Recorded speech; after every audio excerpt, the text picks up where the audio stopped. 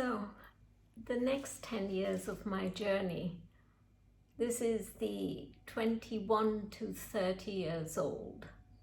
I would call this towards freedom, or was it?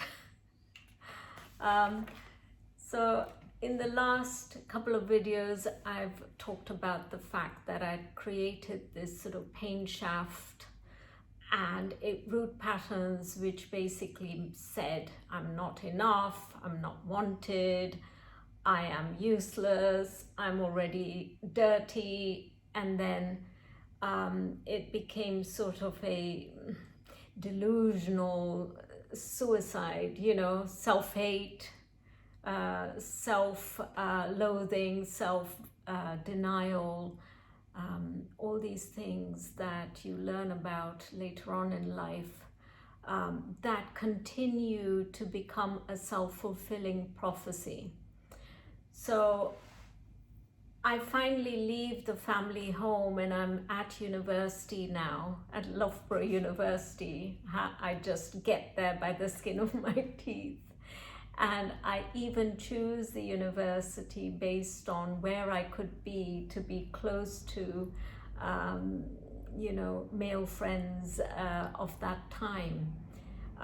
So it wasn't a choice made on what careers I might go into, or because my passion in life was to study genetics, but my parents felt that computing might be the future for a better future for an individual. So I chose computing or computer science, data processing at Loughborough University.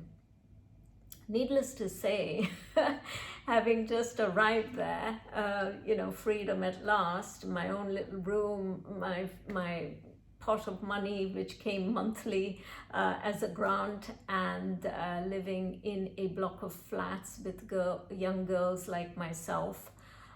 That first year at university was work hard, play hard, and I played harder than most, and needless to say, I've failed my first year.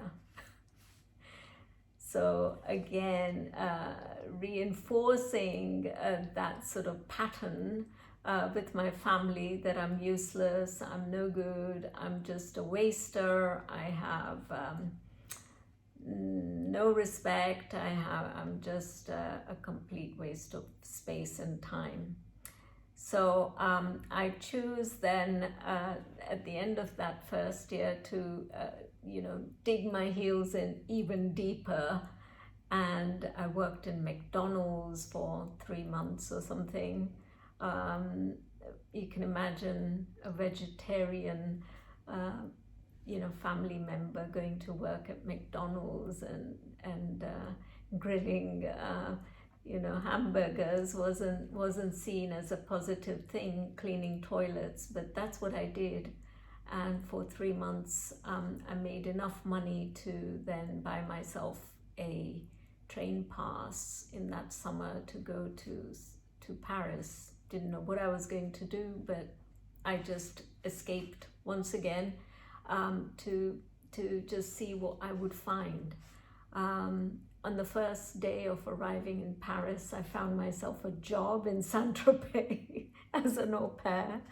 And I didn't know what Saint-Tropez was or anything, but I found myself on a train to the south of France, going to work for Patricia and Jean-Louis to look after their young girl called Melanie. And needless to say, my parents were absolutely distraught that not only had I failed my year at university, I had no intentions of going back, and I was just going to bum around and do my own thing and be an au pair. My God, that sounded like I was going to be a servant of some sort.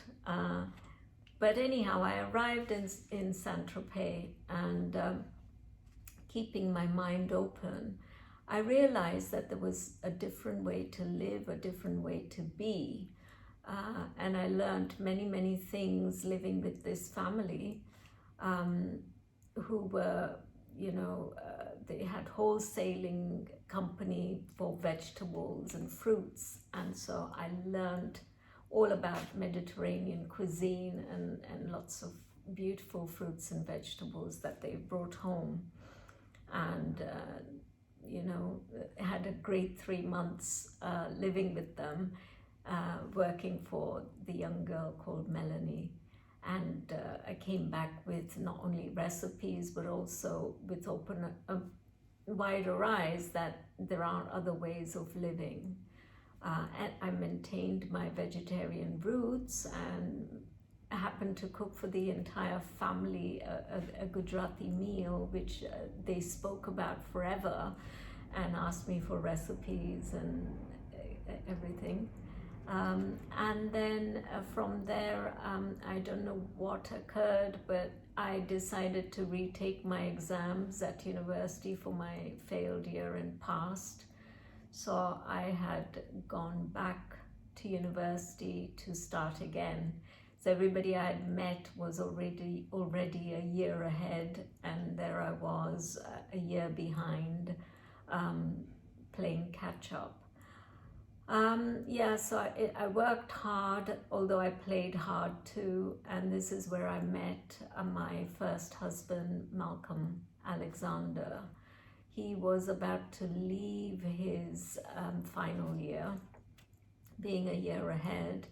We had just started a relationship just as he was leaving, and then,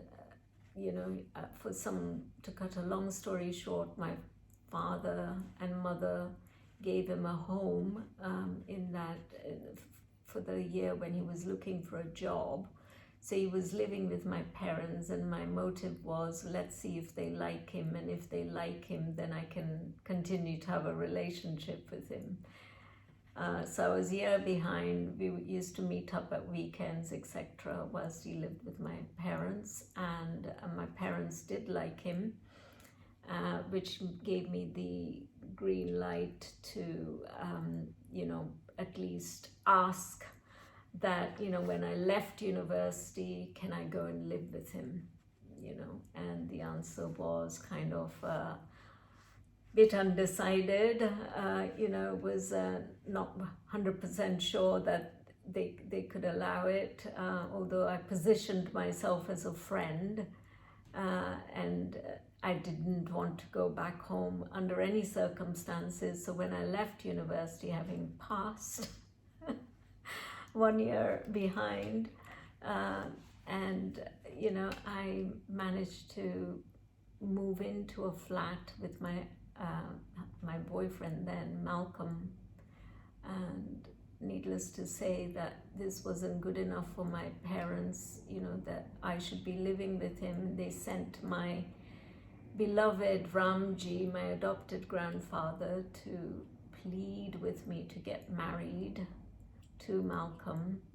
And basically I was told that I was living a life of a prostitute, and that, I was defaming the name of the family and what would happen to my sister and my brother, and that, this is not a way for an Indian girl to be.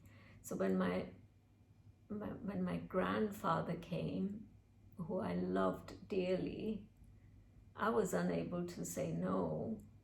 And I made a deal with Malcolm. Look, why don't we just get married? It means that I can have peace, and if we want to eventually break up, it's not a big deal. So we entered this setup, got married in 1983, very unemotionally and uninvolvedly, a very shift wedding. My mother wasn't even present, and we found ourselves married. I went on to work for a company called CACI, and in order to get that job, I did some interesting things with my identity. I knew that I wouldn't get a job with a name like Patel. That I had heard that these CVs just kind of get thrown to the bottom of the pile They will look at you, but you wouldn't get the best positions. Having left Loughborough University, my name was Gina, by the way, because when living in America, they couldn't say Ragini. Ragini became Ragini, Regina, and then it became Gina. So when I had arrived from America, my name was kind of Gina in the Western world. And then Gina Patel was my name at university. And when I left university, in order to get a job, I re-engineered my name and just stuck in an S in Patel, became Pastel, Gina Pastel. And I had many interviews lined up, and one was at CACI, a marketing analysis company that used to crunch census data. So I got a job, and once I was in front of somebody, wasn't a problem. So the name got me the job. So again, a broken identity, broken in every way. I got a very good job, looking after crunching the census of 1981 to come up with what was known as ACORN, a classification system. And within that, I was writing programs in Fortran to take postcodes and to classify them in one of the 36 categories. That was my first job. Boring as hell, because it was, sitting in a back room programming. And at that point, I came across my first ever PC in that company with 123 spreadsheet on it. And I remember telling my boss at that time, Clive Humby, I said, I would like to go and work for this company. I was so mesmerized by 123, the first ever spreadsheet, and the PC. And I did everything I could to get a job at Lotus Software, which is where I arrived in 1985. I think I was the 63rd employee in that company. I was living with Malcolm in Holland Park in London, and with a good salary. But at that point, my father had many problems. Had turned to alcohol and had a very bad health scare with an ulcer, and Malcolm and I had to make sure that we had to basically fund some of the things, which put a lot of pressure on us. And again, this feeling of, my God, I'm being roped into the family again, and I want to just break away, and Malcolm was roped in as well.